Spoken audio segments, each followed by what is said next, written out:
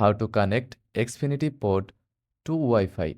First of all, placement. Place the X5 port within range of your Wi-Fi, ideally halfway between the router and the desired coverage area. Then power on. Plug the port into a power outlet, avoiding any Ethernet connections initially. Then open Xfinity app.